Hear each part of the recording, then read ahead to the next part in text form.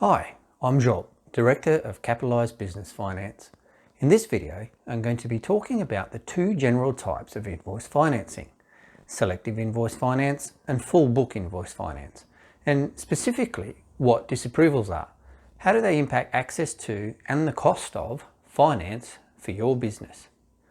But firstly, just to let you know who I am, I'm an independent business financier who's helped many businesses achieve complete cash flow control through tailor-made financing solutions such as selective invoice financing, supply chain and trade finance, and short-term business loans.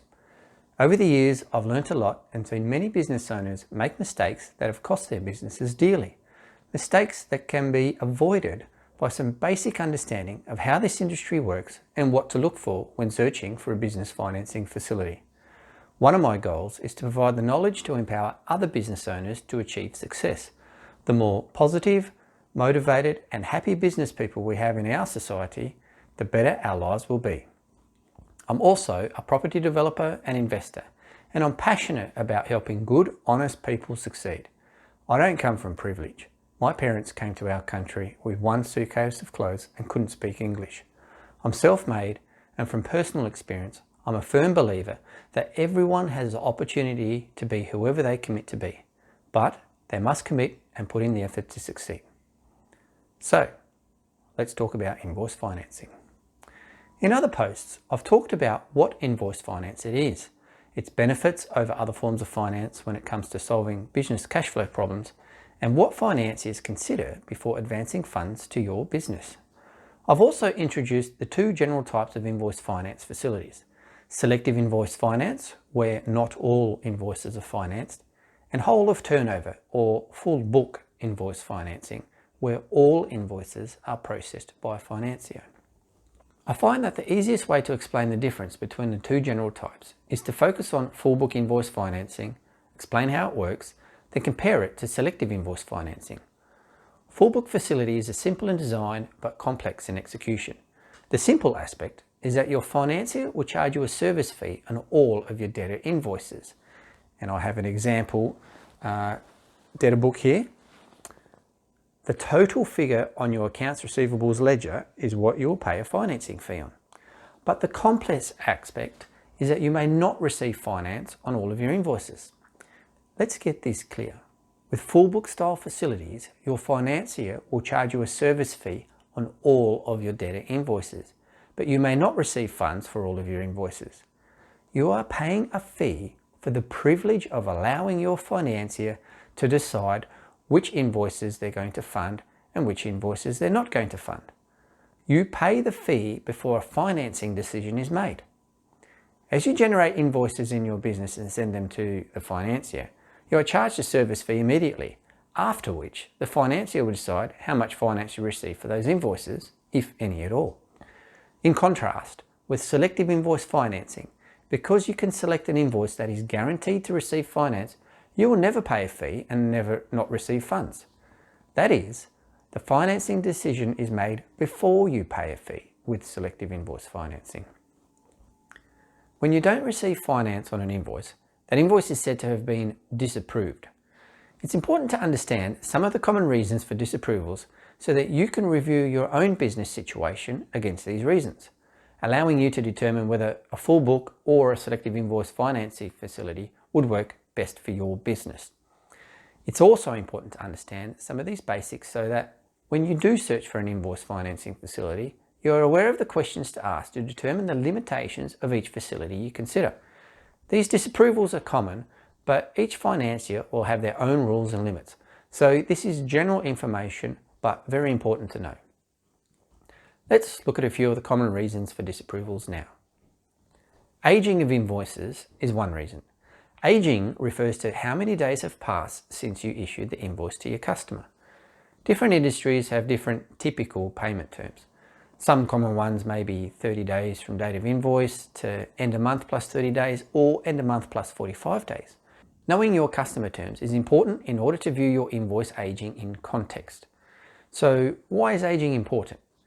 Because the longer your invoices go past overdue, the less chance you have of receiving payment. Now, in Australia, on average, invoices are paid 10 days late, which is not usually too much of a problem. But when your invoices stretch past 30 or more days late, then receiving payment becomes less certain. In fact, when an invoice reaches 60 days past due, statistically, your chances of receiving payment drop off dramatically. It's for this reason that financiers will impose an aging limit on the invoices they finance. The limit may be 60 days or 90 days, depending on your industry and the financier. Once an invoice reaches the aging limit, whatever funds were advanced for that invoice will be automatically deducted from advances for new invoices. As an example, say that you've paid a service fee for an original $100,000 invoice, and let's say that you received $80,000 in advance on that invoice, and that invoice passes the aging limit. You'll then pay a service fee for a new $100,000 invoice, but you will receive nothing in finance because the aged $80,000 is applied to the new invoice. So if your accounts receivables ledger shows some aging, you would have been charged a fee for all of the invoices, but you effectively won't receive finance on them. Let's see what happens to the portion of our accounts receivables ledger that won't be funded even though we've paid a service fee. So I'll go 90 days plus.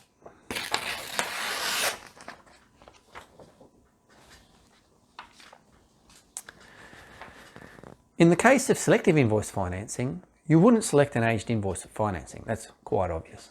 But what happens when an invoice that has been financed ages past the limit? Generally, you either buy back the invoice from the financier, or more commonly, you simply swap that invoice for a new invoice, this time from a more reliable debtor. There shouldn't be an extra service fee, but it's worth asking the question and checking with each financier. Now, let's look at disapproved debtors. These are your debtors that the financier is unwilling to fund invoices on. Their decision is based on many factors, from your debtor's business performance and payment history to the history of the directors and any other associated business of that debtor. It's a risk minimisation decision that the financier is making, and as a client, it is important to understand why your financier won't advance funds to a particular debtor. Perhaps some of their reasons would be enough for you to question whether you should be providing supply to those debtors at all. No financier is under any obligation to provide finance on any particular debtor. Some debtors have a history of late or non-payment, and as I've mentioned in other posts, just because you elect to work for a particular debtor doesn't obligate a financier to fund you on those invoices. It's solely your decision who you provide supply to, just as it's the financier's decision on which debtors are approved or not. So let's say that out of the 26 debtors on our ledger, 4 are disapproved.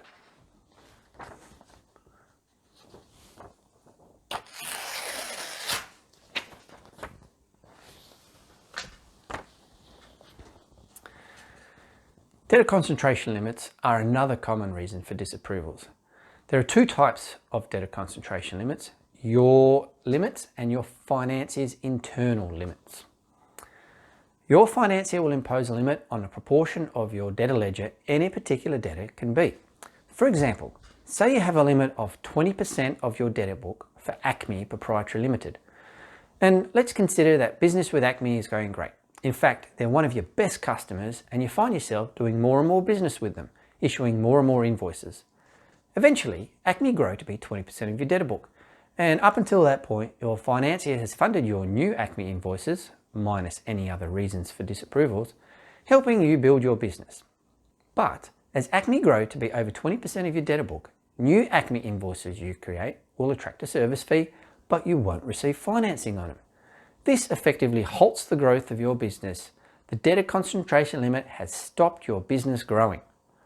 On large diversified ledgers, it's less likely that you'll reach a debtor concentration limit, but it's not impossible. So let's say that 3 of our customers have reached their debtor concentration limits.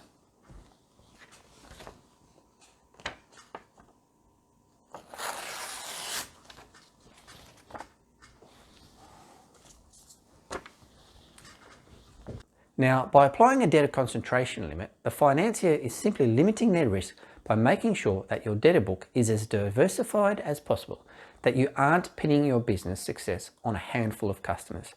It's the old diversify, diversify, diversify mantra, and it's coming from your financier who doesn't have intricate knowledge of your business as it is today, nor your relationship with your customers, nor perhaps today's business situation with your customers. Remember, most financing decisions are made with hindsight, not foresight. Warren Buffett famously said, "Diversification is protection against ignorance.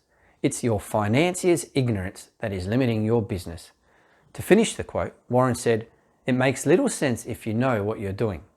You have first-hand knowledge of your business, and depending on your relationship with your customer, you may have first-hand knowledge of your customer's business too. If you're going to build a first-class business, you need to make first-class decisions. Middle-class financial practices will result in middle-class outcomes." The second type of debtor concentration limit is one that your financier will have internally for their business. All of your customers and the customers of all of your financier's other clients effectively make up your financier's debtor book. As such, they will impose limits on the concentration or total dollar exposure they are willing to accept for each debtor. So, as an example, if your financier has reached their internal limit for Acme Proprietary Limited, then irrespective of whether your own limits for Acme have been reached or not, you won't receive funding on Acme invoices. When it comes to selective invoice financing, having disapproved debtors isn't a big issue, because if you are unable to finance an invoice from one particular debtor, you simply finance an invoice from a different approved debtor. That is, you don't spend a service fee to find out that you can't finance a particular debtor. Let's pause here to take note that the disapprovals we've spoken about are common to both full book and selective invoice financing. Some invoices from some debtors simply cannot be financed. I'll talk about what a financier looks for when financing invoices in another post. So if you haven't seen that post yet, search for it in the Capitalised Business Finance YouTube channel. Disapprovals are common. The difference between the two types of financing is that with full book facilities, you pay a service fee on all of your invoices, then find out that you won't receive the amount of finance you expected. While with selective invoice financing, you only pay for what is financed. There's no waste of time or money. With full book facilities, when you pay a fee prior to receiving an unknown amount of funds, it logically follows that the headline or advertised rate is complete rubbish. As such, full book financiers will advertise only one aspect of their total fees, such as percentage fee on advanced funds, leaving out all of the other fees they charge, often called hidden fees, such as service fee, application fee, monthly fees, floor fees, legal fees, exit fees, etc. Personally, I find this type of advertising misleading and unethical, which is why I don't hide any fees. In fact, our pricing structure is completely transparent and open from the very start. My clients know what they are receiving and utilise it effectively. And when you have a great relationship with your financier, the fee isn't even an issue. In addition to the misleading advertising, another issue with the full book model is that you aren't ever able to plan or forecast your cash flows with any confidence, since you don't know what's going to be financed and what's going to be disapproved. If you can't forecast and take action based on forecasts, then the whole purpose of the financing facility is thrown out the window. You cannot control your income nor grow your business with complete confidence.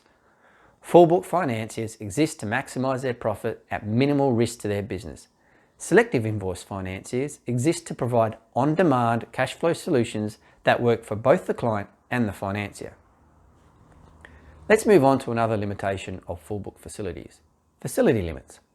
Facility limits are the maximum amount of funds a financier will advance to your business, irrespective of any other disapprovals and irrespective of the growth of your business. Your business may be growing beautifully, adhering to all the restrictions imposed on it by a full book financier, and eventually it grows too big. You hit your maximum funding limit, at which point the financier stops advancing funds for new invoices that are in excess of the limit. Let's say we have reached our funding limit and we lose some of our funding.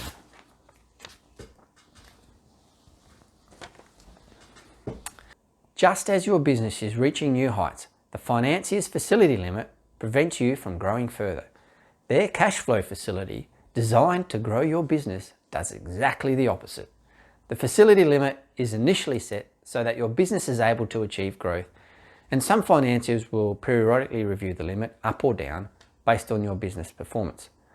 I'll also mention that some financiers will also charge a minimum limit, a minimum fee for their facility, so that if your business experiences a downturn or a slow period and you aren't generating a certain level of business, the financier will still charge a base fee to cover their expenses and provide them with a profit. Talk about kicking you when you're down. Logically, given the way selective invoice finance works, it's not possible to have facility limits for selective invoice finance facilities. As an indication of the level of disapprovals in full book invoice financing, despite advertising advance rates of 80 or 90 or even 95%, the full book industry average advance rate is close to 60%. That is, despite advertising to you and charging you a fee for financing on all of your invoices, on average, around 1 in 4 invoices either won't receive the full advance or won't receive any finance at all. So, although you are banking on and paying for this, you're only receiving funding on this.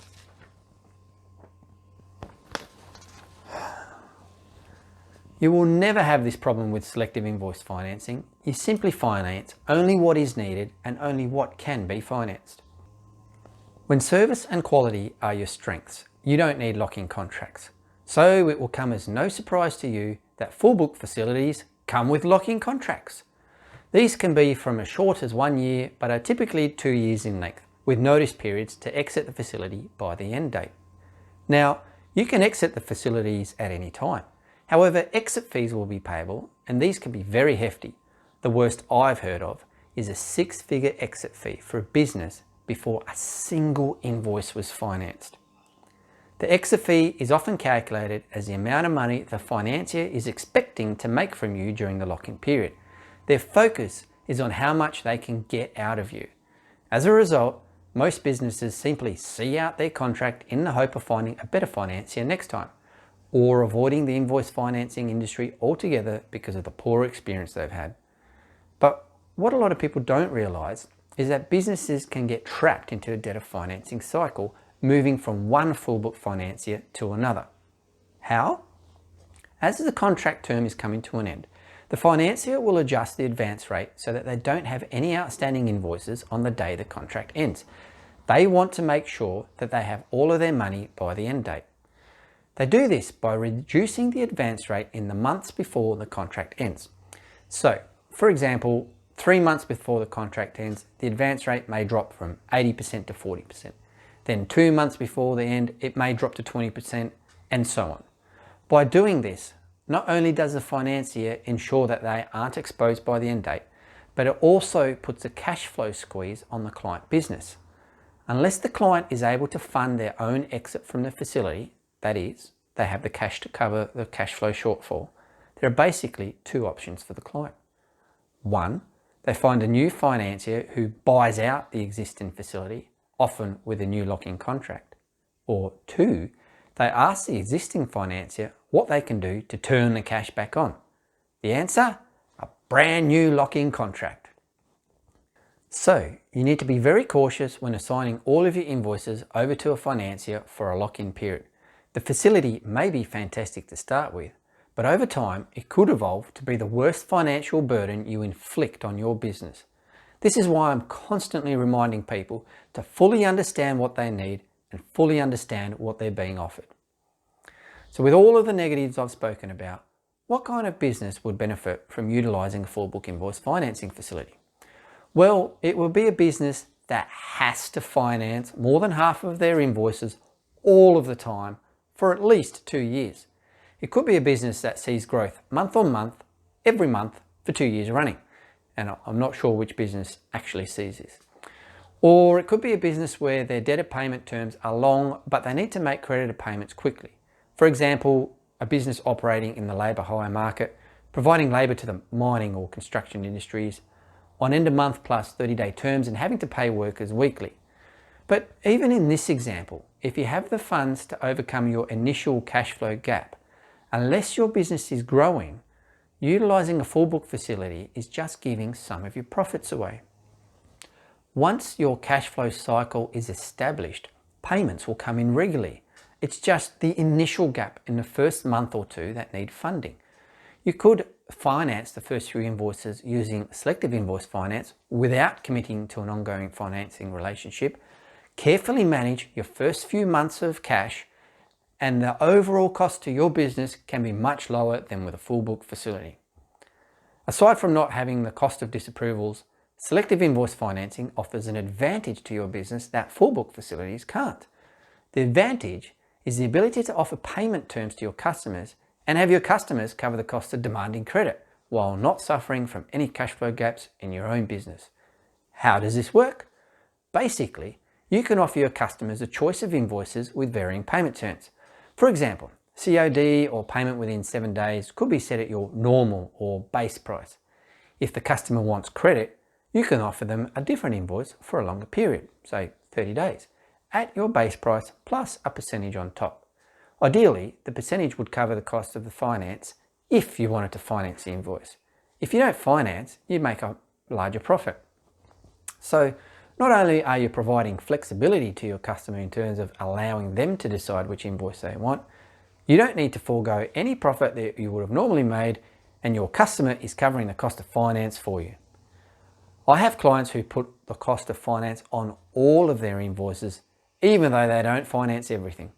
Perhaps you too could benefit from this strategy. In this video, we've covered a lot of information. The key points to remember are that the disapprovals and lock-in contracts I've spoken about are just some of the common features of full book invoice financing facilities. There are other limitations I've seen, but these are some of the more common ones. Not all financiers employ these limits, and not all facilities have these limits. But as long as you are aware of what to look for when searching for an invoice finance facility for your business, your chances of finding a facility that suits you best are greatly improved. Read every contract. Ask every question. Your success is on the line. Thank you.